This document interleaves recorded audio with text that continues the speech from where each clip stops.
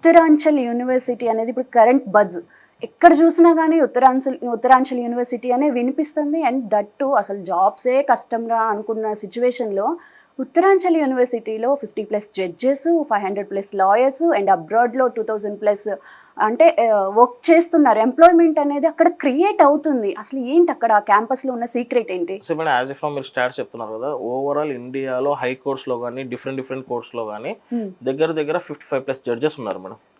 High కోర్ట్స్లో ఉన్నారు, ఒక supreme కోర్టులో తప్ప డిఫరెంట్ కేటగిరీస్లో అన్ని కోర్ట్స్లో జడ్జెస్ ఉన్నారు అనమాట.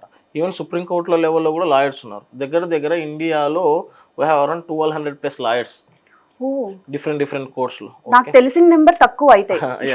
Okay, this is university site లో కూడా. ఓకే, అండ్ వీళ్ళు లా చేసిన వాళ్ళు ఉన్నారు, బీటెక్ చేసిన వాళ్ళు ఉన్నారు వీటిలో. ఓకే, ఎంబీఏ చేసి తర్వాత లా కన్వర్ట్ అయిన వాళ్ళు ఉన్నారు, బీటెక్ చేసిన వాళ్ళు కూడా ఉన్నారు. ఎందుకంటే సమ్వేర్ వీ ఫౌండ్ స్కిల్ అనేది ఎప్పుడు ఎట్లా ఎన్హాన్స్ అవుతుందో తెలియదు.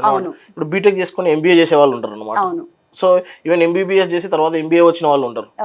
బెస్ట్ ఎగ్జాంపుల్ ఇప్పుడు చూడండి, సందీప్ రెడ్డి వగ్గ ఎంబీబీఎస్ చేసి తను సినిమాటోగ్రఫీకి వచ్చారు. ఓకే, టాలెంట్ అనేది ఎప్పుడు మైండ్లో ఎప్పుడు ఎన్హాన్స్ అవుతుంది అనేది చెప్పలేమన్నమాట. సో ఉత్తరాంచల్ ఐటీ పరంగా అయితే వీ హ్యావ్ దగ్గర 8,000 to 10,000 స్టూడెంట్స్ ఐటీ ఫీల్డ్లో ఉన్నారు. డిఆర్డిఓ డిఫెన్స్ రీసెర్చ్ డెవలప్మెంట్ ఆర్గనైజేషన్స్లో ఉన్నారు, ఇస్రో ఇండియన్ స్పేస్ రీసెర్చ్ ఆర్గనైజేషన్స్లో ఉన్నారు, నేవీలో ఉన్నారు, డిఫెన్స్లో ఉన్నారు. ఓవరాల్గా 2,000 to 3,000 స్టూడెంట్స్ అబ్రాడ్లో వర్క్ చేస్తూ ఉన్నారు. ఓకే, ఇంజనీరింగ్ అనేది ఏదో క్లాస్ రూమ్లో అయిపోయేది కాదు madam. Engineers are not made in four walls of a class room. Engineering is something that you need to explore to the industrial world and practical world. ఎప్పుడైతే మనము వాళ్ళను మిషన్స్ తో work చేపిస్తామో, systems తో work చేపిస్తామో, అప్పుడే వాళ్ళ talent అనేది బయటపడుతుంది.